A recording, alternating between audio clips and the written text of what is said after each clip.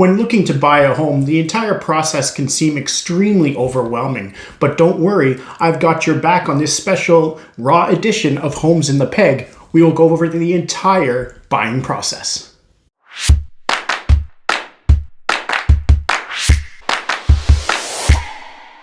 Hi everybody, my name is David Green and welcome to another edition of Homes in the Peg. I'm with Judy, Lindsay, Realty, and today we are going to go over the entire home buying process so that you are prepared when you're ready to buy a home here in Manitoba. So let's get to it. Today's presentation is going to be all about the process and making sure that you're aware of what you need when you need it. Okay, first a little bit about myself. I am a realtor with Judy, Lindsay, Realty, as I mentioned, and I've been in the industry for a couple of years now, but my main background was digital video production. I spent more than 15 years in the video industry, working in television and media production, as well as public relations. So I know a lot about marketing, and I use those type of skills to my advantage when working in the real estate business. A little bit about the team at Judy, Lindsay, Realty. Alan Asplin is the president and the CEO of the company. He operates the business under his mother's name, Judy Lindsay, who was a pioneer within the city of Winnipeg when it came to women in the real estate business. And he has continued that business under her name in honor of her. Celia Weeb is the office manager. She takes care of all the back end stuff, that the paperwork and everything like that, so that you don't have to. And Gunjan is our main secretary. So if you were to call Judy Lindsay Realty with any questions or anything like that, she would be the one to answer the phone, and then you would ask for me personally, and I would pick up, or you can call my direct line, which is available in this presentation and in the description below.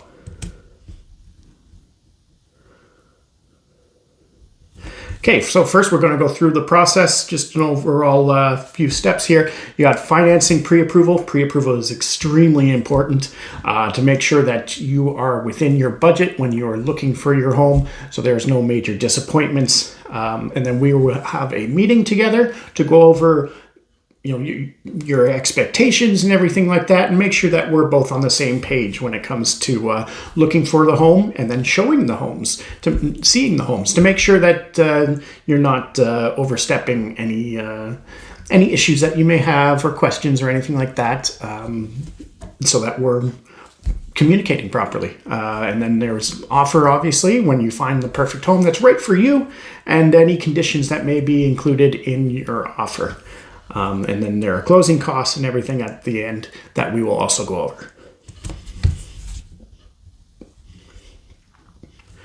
Okay, finances. There are a bunch of different types of finances available. The best one that's right for you really depends on your situation. A mortgage broker or your personal bank can definitely guide you in the right directions for these type of loans, and figure out what is best for you.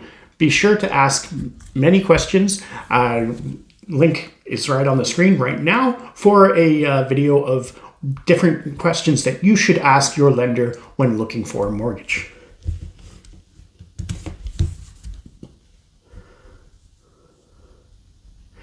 Okay, and we have several different lenders that I recommend for your mortgage. The first one and the third one on this list here are what are called mortgage brokers. Okay, these are people that basically shop around your credit score and your financial situation to different lenders to find you the best rate possible. This is the recommended route that I would take personally, because they do the shopping around for you, and their services are free because they receive their commission from the lender for bringing them the business. Now, obviously, the other one there is TD Canada Trust. which is one of the major banks. It is the one that I recommend the most. And of course, if you have loyalty to one of your personal banks, there's nothing wrong with going with who you know and who you trust. A few financing tips, to get you started. Make sure to pay down any sort of personal debt that you may have. This will increase your credit score, which could obviously get you a better mortgage rate and a bigger budget. And avoid any large purchases. There's been many stories about people that, they find the perfect house, they put in the offer is accepted, but then while they're waiting for possession, they'll go out and buy a new truck or something like that. And, it sounds like a great thing to do, but unfortunately that changes your financial situation.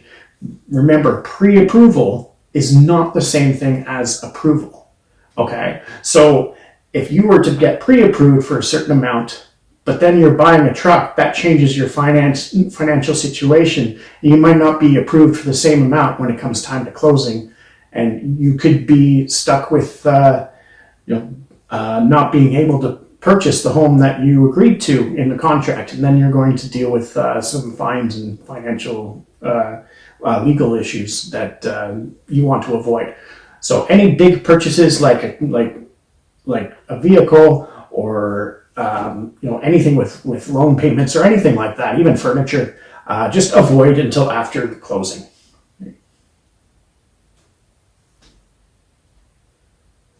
Okay, then once you are pre-approved and everything, we'll sit down and have a buyer's meeting. This is where we will go over what's known as the service agreement. I will go over that in more detail in the next couple of pages there.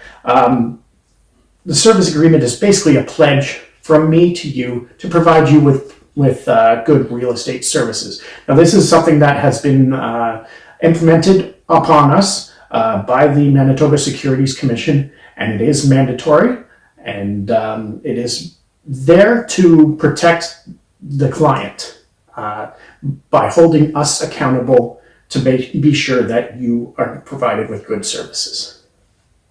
We will go over what an offer looks like, what's included in the offer. This would include conditions and terms as to the purchase. A lot of different conditions are things like a home inspection and being fully approved for your finances and stuff like that. Because like I said, pre-approval is not the same thing as approval, right? So even though you've been pre-approved for a mortgage, it is not a done deal until your final approval. And also we'll go over the wish list, what you want to see in the home, what kind of neighborhood you want, how many bedrooms you need, does it come with a garage, does it come with a swimming pool, things like that, so that we're on the same page when looking for what's right for you. Now here's the service agreement. This is put upon us by the Real Estate Services Act, by the Manitoba Securities Commission. This is basically the list of what the agreement is stating, that I, as a realtor, promise to provide these services to you, my client, and then you would sign it as a acknowledgement that you have received the pledge. Cancel any time. Now you have to watch out, because some agents out there will put on an exclusive clause. Now this basically means that you have to work exclusively with them. I personally do not put an exclusive clause on my agreement, because I like my services and my performance to speak for itself. And cancel anytime.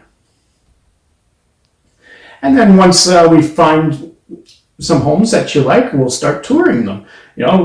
There's nothing like seeing the house in person.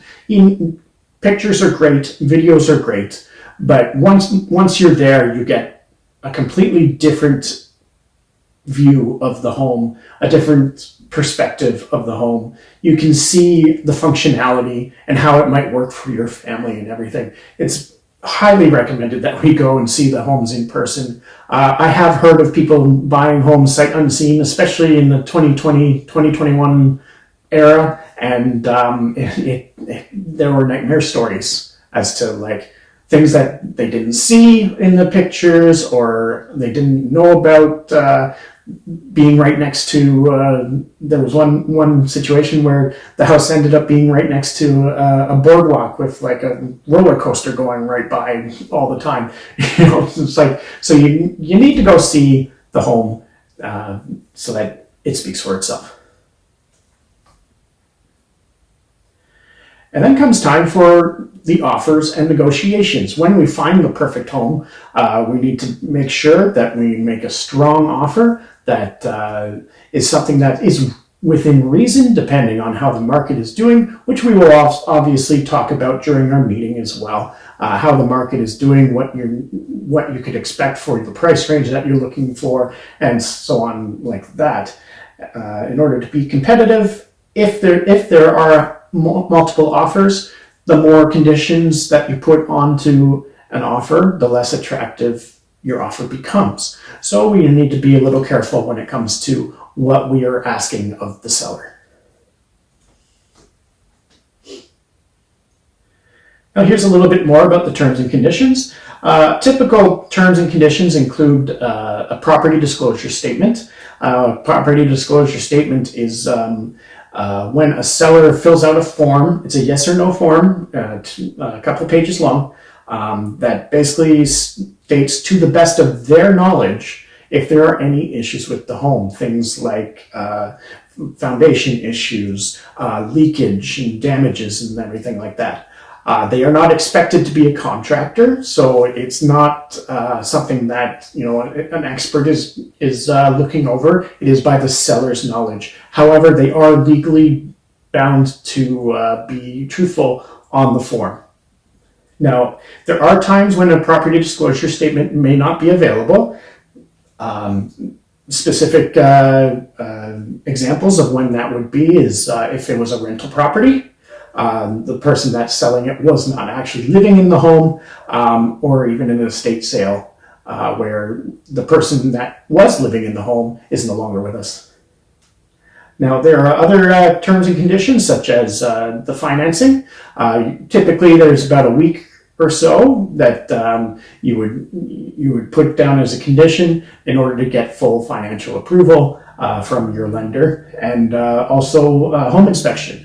If you deem it reasonable that there should be a home inspection, we can put that down with a deadline, usually of about the same length, a week or so. Now, when am I going to need money? This is a big one, right? You're buying a home. You're going to need to have some money to put down, okay? The first time you need money is a deposit. Now, this deposit is due within typically 24 to 48 hours of when your offer is accepted. Now, this is usually about 1 to 2% of the entire price of the home. Now, this also is included as part of your down payment. Down payment is part number 2. Now, this is usually it's determined by your lender, but it's typically due at the time of possession and will be collected by your lawyers. Now, depending on what your lender has approved you for, it could be as much as 5%, or it could be more closer to 10 or 15, depending on the agreement that you've come up with. Now, there are closing costs involved, which, like I said just a minute ago, your lawyer does have fees. There's also the land transfer tax. Now, if you want to go over the breakdown of the land transfer tax, you can click on the link above right now, and it will go over the entire process of how it is broken down. And there are also moving costs and everything that you have to consider. If you're renting a moving truck, if you've got cleaners coming to take care of the home that you're moving from, things like that you have to consider.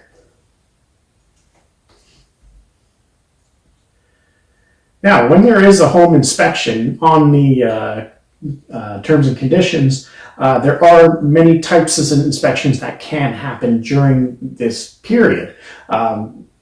Typically what happens is a general home inspector will go in, During the first half of the period, we would make an appointment with a recommended home inspector, and they would come in and have a look at the home. They're very thorough. They're usually there for several hours, going over the entire home and everything, checking out different issues and everything like that. Typical routine sort of thing.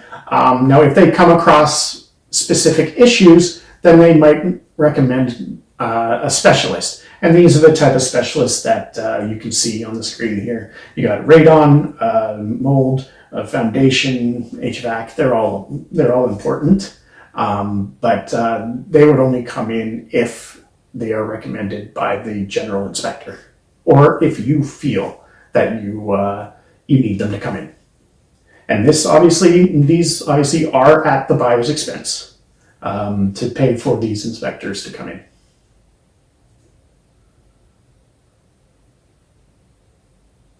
Now, the closing process, the lender will ask for an appraisal. The appraisers are typically someone that the lender finds themselves.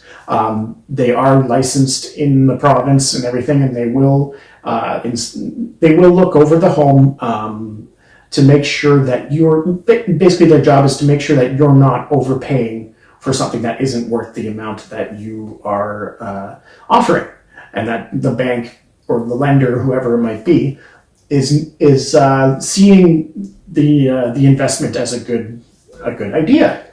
Now, home insurance is mandatory for purchase of a home. You do have until possession to find a home insurer and get it insured before that. And then obviously possession day comes along, and you have 24 hours to check everything in the house. You're talking about like appliances and plumbing and things like that. Make sure everything is in working order. Okay, and if something isn't in working order or up to your standards, you would contact your lawyer and let them know, and they will deal with it. Now, if you don't report it within the first 24 hours, it becomes your issue. You are now the homeowner. These are items that belong to you. It is now your responsibility. Okay.